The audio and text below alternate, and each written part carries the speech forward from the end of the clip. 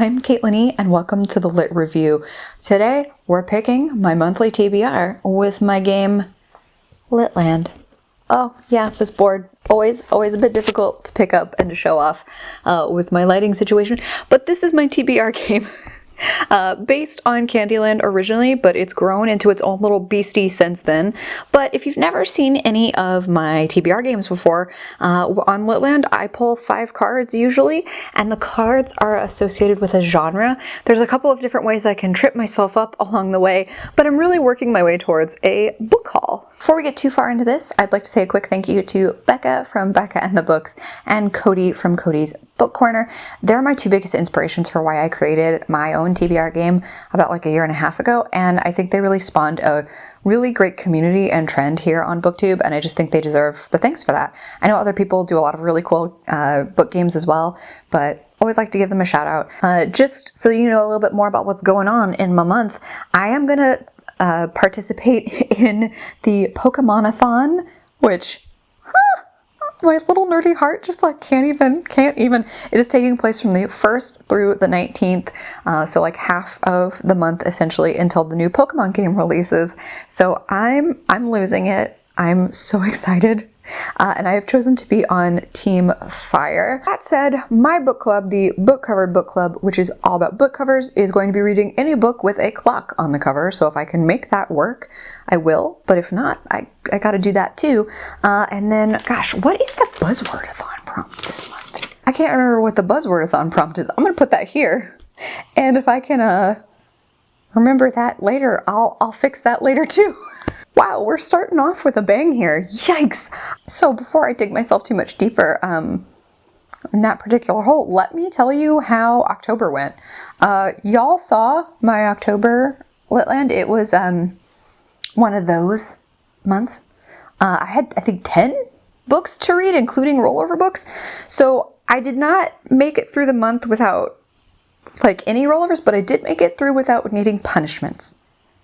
We take those small victories, okay? Let me tell you about what I read real quick and what is still outstanding so you know what's gonna roll over into this month.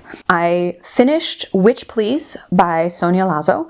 I also finished Riot Baby by Tochi Onyebuchi. These were my 2 library picks, which is why they're not here with me right now, but they are lovely.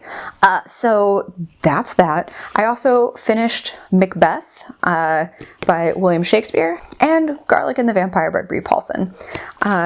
So those are the ones that I like hard finished and definitely completed for the purposes of this month. I am filming this very early to try to get ahead of things, so I actually have about like a week and some change left. So these are the 3 books I'm currently in the middle of to some degree, but I'm pretty confident in like a week and a half I can finish. So this was my punishment book from last month. You can see this very battered copy of Kim Harrison's Dead Witch Walking. I'm not very far into it. It is a slog because I had originally rated this 1 star. That's a whole other thing. We'll talk about it in a different video. I've started the subtweet by Vivek Shraya. Really enjoying it. It's going to go quickly. And then I'm about a third of the way into 5 Dark Fates by Kendari Blake. Definitely going to be able to finish this. It's a really nice and easy read. So I'm pretty confident that I can call these done and dusted in the next week and a half. They're not going to roll over. If I'm wrong, you'll hear about it next month and I'll take a punishment for it, but I'm hoping not to be wrong. The 3 books that will be rolling over into this month, no matter what happens, is Every Heart a Doorway by Shauna McGuire. I know, super thin, still didn't pick it up this month. We Ride Upon Sticks by Quan Berry, and Algorithms of Oppression by Sophia Umoja Noble. These are all books I'm still very excited about. I just got really distracted by reading romance novels this month. I let my mood reading guide me a bit more than I usually do. So I don't regret it, but it does mean I have more rollovers than I was planning on. So these will be rolling over into November, but I think that's totally doable. They're all relatively small and are really cool subjects, so I'm A-okay with this. Last month we got sent way the heck back when we were fairly close to a book haul. Thank you for being here with me during that very difficult time. All right, let's try and see what the 5 pulls have for us today. Pull number 1. This was the absolute disaster of last month, plus a punishment and a challenge card. This orange is why Wilbur is right there. So we're gonna put the cards in their respective discard piles and get started. This, as always, is our LitLand deck. Actually, I can turn that around. Maybe it's just the top card. We'll see. So you can read it. But pile of shuffled cards. Our pink cards are our challenge squares for the pink squares there. Green are for stuck squares, like the dot, or for punishments. And troll bridges are for crossing bridges and for rainbow squares. So that's the quick recap of the board. Let's get into our actual pulls. Oh, okay. Nonfiction. Where the nonfiction's over here. Okay. So, whee! All the way over there. Okay, great. This is actually, that's not a sarcastic grade. I'm just really shocked. We have a challenge square, so we moved to nonfiction, and I'm gonna try to find something that fits whatever challenge I pull in the nonfiction genre. This could be tricky. Oh, okay, you know what? All things considered, this is a really good pairing. So I pulled Big Beastie, which is basically my prompt for a big, thick book. So let me see what I have. I definitely have a couple of nonfictions that are a little on the thick side, one might say. So let me see what meets this. How many pages are you? So this is kind of a cheat, but I'm gonna roll with it. And let me explain why it's a cheat. It's not that funny. I just think things are funny that aren't funny.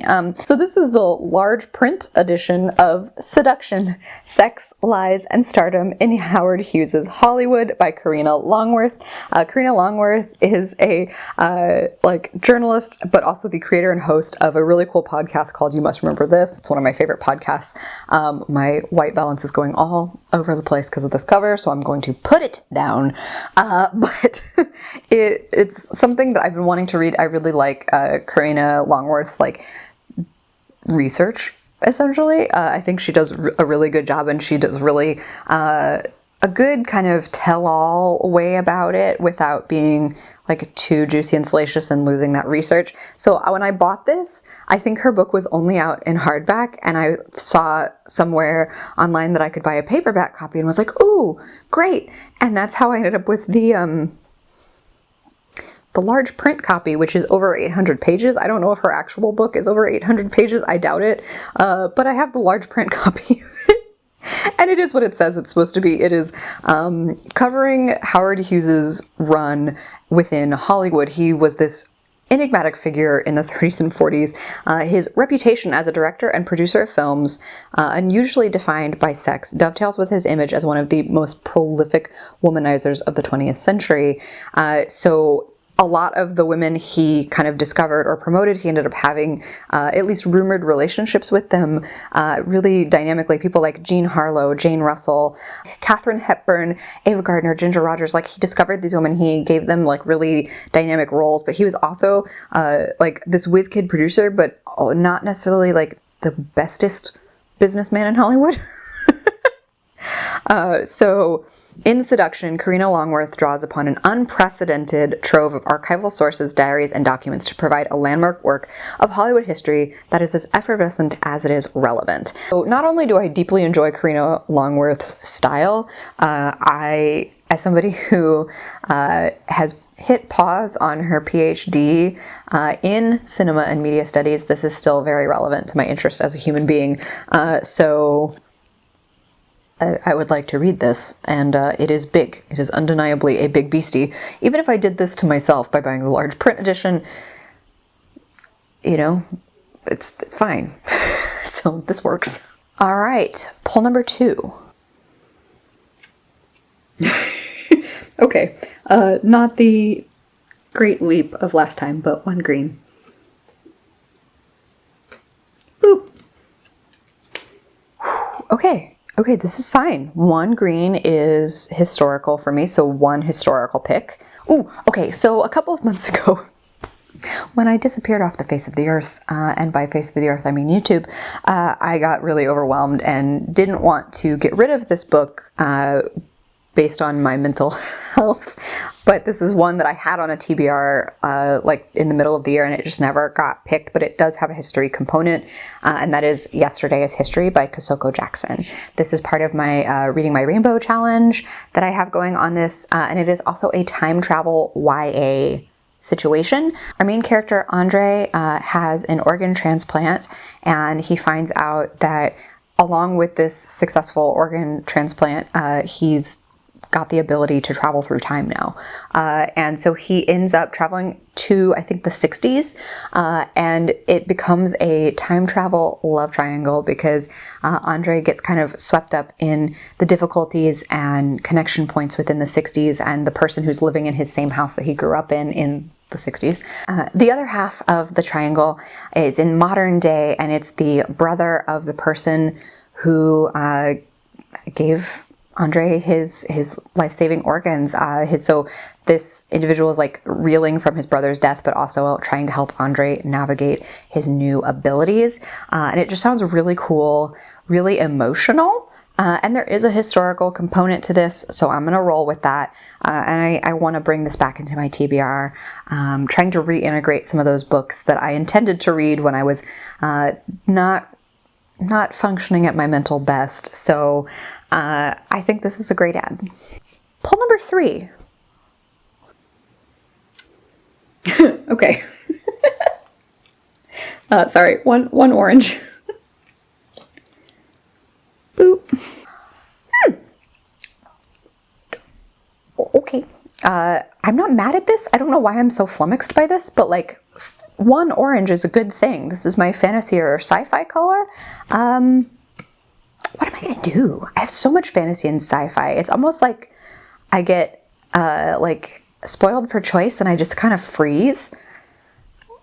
Give me a second. After a lot of pondering, an undue amount of pondering, I'm gonna pick up a book that I brought into my TBR a couple of months ago, and it just seemed really interesting. It's called The Prey of Gods by Nikki Drayden. It's a sci-fi novel set in South Africa, and in this future, like personal robots are making lives easier for the working class. The government is trying to harness renewable energy to provide infrastructure for the poor. So in a lot of ways, it feels like we're improving some things that really suck now. But when we take into our setting the bustling coastal town of Port Elizabeth, there's a lot of good going on. However, there's still some present challenges. For example, a new hallucinogenic drug that is sweeping the country's populace, a potential AI uprising, and an ancient demigoddess hell-bent on regaining her former... What was that? And an ancient demigoddess hell-bent on regaining her former status by preying on the blood and sweat of every human she encounters. Real casual, real casual. So once all of that's established, our hero was actually a young Zulu girl powerful enough to destroy her entire township, a queer teen plagued with the ability to control minds, and a pop diva with serious daddy issues, as well as a politician who has even more serious mommy issues, and they have to band together to save the future. This sounds weird and wonderful, and a thing I didn't even know I needed. So I'm hoping that it's as weird and wonderful as the back cover. I think this is maybe Nikki Drayden's like first debut novel. I'm not 100% sure of that. It seems like she's done short fiction, and she's a systems analyst from Texas. So huzzah for women in STEM writing really cool sci-fi. Nifty. All right, I haven't heard anything about this anywhere on the interwebs very much. I just found this randomly at a bookstore and was like, intrigue. So I'm glad to get inspired by this and pull this off my shelves, hopefully in a really fun way. So pull number 4. You okay? Little dog? Can you hear my neighbor's dog? They're very unhappy if you can hear them. I'm so sorry. I'm gonna give them a minute. Oh, okay. Red. One red. Boop. Always happy to see this. It is one red and red equals romance. I just mentioned that I got really distracted by reading romance last month, so anytime I can naturally integrate romance is good. So I have, again, a lot of options. Let me see what I can figure out. Okay, this was not as hard as the fantasy or sci-fi pick. So I have an outstanding what I called my love bomb. These books will self-destruct in a year, and it was all romance novels. I have not been good about pulling from that list, so probably a lot of things are getting on hold. But this one won't, and that's The Bride Test by Helen Huang. I have been dancing around this novel, it feels like, all year. This was like, obviously at one point, a book of the month pick. I know one of my subscribers, Erin, really, really loves these books and loves the rep in these books in particular. So I'm, you know, she's been encouraging me lovingly to read these for a while, and I didn't do a video on this, but I did actually read the first book, The Kiss Quotient, I think in August, and adored it. So I have been wanting to get to this one, The Bride Test, which is like a companion series. Like, you don't necessarily have to have read them all to enjoy them. They're like standalone in a series kind of books, I think, but I wanted to read them in order because that's just who I am as a reader. Anyway, so you do meet the male main character and some of the surrounding characters in The Kiss Quotient. So the main character in The Bride Test is Kai, and he is autistic. So his mother basically decides to send for a bride. She takes matters into her own hands and returns to Vietnam to find him the perfect mail order bride. Then this is how we meet Esme. She's always felt out of place in her hometown of Ho Chi Minh City, and when she can marry an American to leave and find a new adventure, she takes it. So seducing Kai, however, does not go as planned. So she seems to be taking on her own lessons in love and on herself, and she's really smitten with him. And honestly, Kiss Quotient was so good, so steamy, so emotional that it absolutely rocked my world, and it's part of why I'm really excited to actually read The Bride Test, and then hopefully the third book in the trilogy, The Heart Principle. Hopefully I can get that sometime soon. So this is a perfect ad, and I'm so glad to finally check this off my list. And hopefully Erin's excited to see me finally read this too. Okay. Pull number 5. And final pull. Oh, okay. Where did I hide young adult? Oh no, young adults right here, right in the center. Can't find things on my own board, but that's where we're going.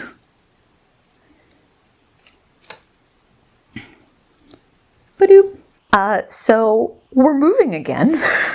This is not the first time that LitLand has like ported me back and then like within the next month kind of gotten me close to where we ended up. Like, we're not exactly where we landed, but like it kind of sort of undoes the danger of last month, because this could be worse is what I'm trying to say. Let's talk about the challenge I have to accomplish though. So young adult and last book recommended IRL.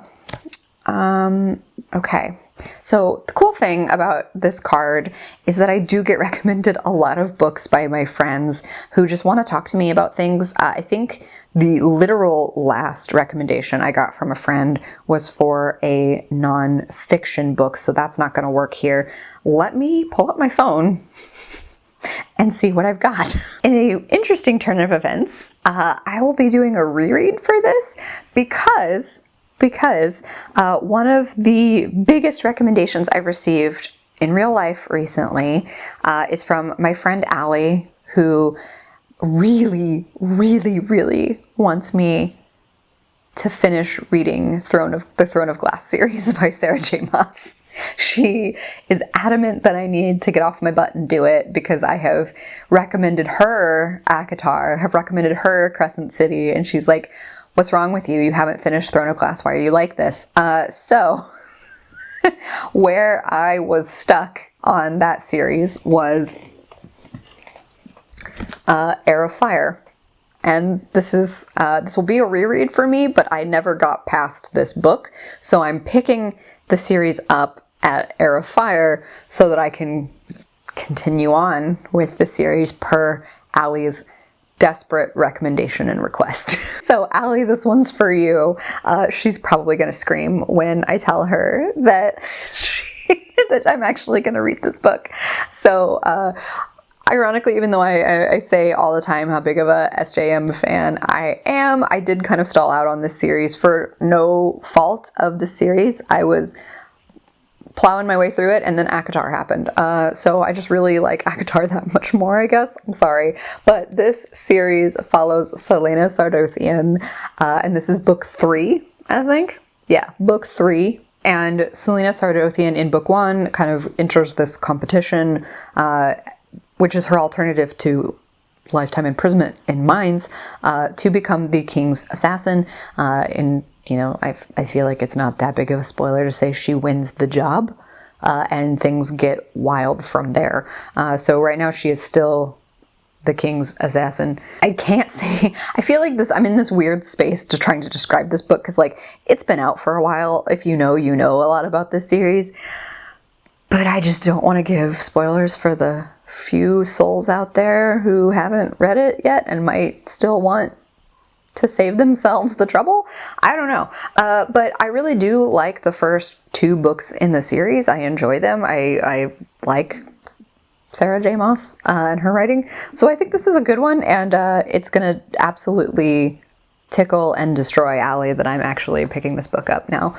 So I think this is how we resolve that challenge. So this is what I'm going to be trying to read in November. I did not take into consideration any of my challenges or my readathons with this. I just kind of shot from the hip, so to speak. So I have my 5 books that LitLand gave me this month. LitLand was actually very kind for November, and I'll take it. It's only such a hefty stack because I have 3 rollover books, these 3 at the top. Algorithms of Oppression, We Ride Upon Sticks, and Every Hearted Doorway. Those are my 3 rollover books. And the other 5 LitLand gave to me for November. But this was fun. I hope it was also fun for you. Let me know if you've read any of these books. In particular, I want to know if anybody has read The Prey of Gods and Seduction, just because I think those are 2 of the more oddball picks from my pile this month. But yeah, I'm really excited about this. So thank you for spending time with me. I hope you have a fantastic reading day. Like and subscribe if you want to see more from me or this channel, and I'll see you in the next one. Bye!